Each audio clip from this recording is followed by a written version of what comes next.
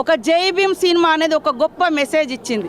నీకు ఊర్లో అన్యాయం పోలీస్ స్టేషన్లో జరగకుంటే నువ్వు కోర్టుకు పోవచ్చు, ఇక్కడ కోర్టులో కాకుంటే సుప్రీంకోర్టు దాకా పోవచ్చు అని ఒక నమ్మకాన్ని క్రియేట్ చేసినటువంటి సినిమాకు కనీసం గుర్తించలేదు, అవార్డు ఇవ్వలేదు.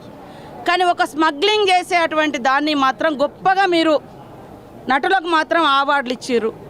మరి రాజ్యాంగాన్ని మనం నమ్ముకుంటున్నాం, ఈరోజు రాజ్యాంగాన్ని మేము గౌరవిస్తున్నాం. రాజ్యాంగ సంస్థల్లో పనిచేసేటువంటి అధికారులను బట్టలిప్పి కూర్చోబెట్టి యథేచ్ఛగా తన యొక్క స్మగ్లింగ్ జరుగుతుంటే అది హీరోయిక్గా చూపిస్తే మీరు మాత్రం అవార్డులు ఇస్తారు, దీన్ని మీరు గొప్పగా పొగుడతారు. ఇవాళ అదే పార్లమెంట్లో కూడా అమిత్ షా గారి యొక్క గుణం కనపడ్డది. ఆయన పార్లమెంట్లో ఆయన అంబేద్కర్ అంబేద్కర్ అంబేద్కర్ అంటే ఏమొస్తుందని, ఎస్ అంబేద్కర్ కనిపించే దేవుడు మా అందరి జీవితాలలో.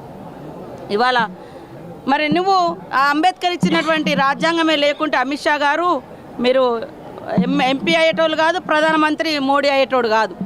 మళ్ళీ రాజుల వ్యవస్థ, రాచరిక వ్యవస్థ, అణిచివేత వ్యవస్థనే ఉండేది. భారత రాజ్యాంగం ఇచ్చినటువంటి హక్కులతోటి ఈరోజు మా జీవితాలు ఈ రకంగా ట్రాన్స్ఫర్మేషన్ అయినాయి, అది గుర్తుపెట్టుకోవాలి.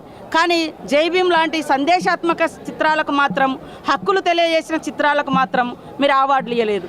కానీ స్మగ్లింగ్ చేసేటువంటి ఒక రాజ్యాంగబద్ధంగా ఉండేటువంటి అధికారులను అత్యంత అవమానకరంగా, హీనంగా మరి కించపరిచేటువంటి సినిమాలకు మాత్రం మీరు అవార్డులు ఇచ్చారు. ఇది బీజేపీ నీతి. కాబట్టి బీజేపీ నాయకులు దీని మీద స్పందించారు. జై భీమ్కి ఎందుకు ఇవ్వలేదు, పుష్ప నటునికి మాత్రం ఇవ్వగలుగుతున్నారు, ఆయనను మాత్రం బాగా సపోర్ట్ చేస్తున్నారు.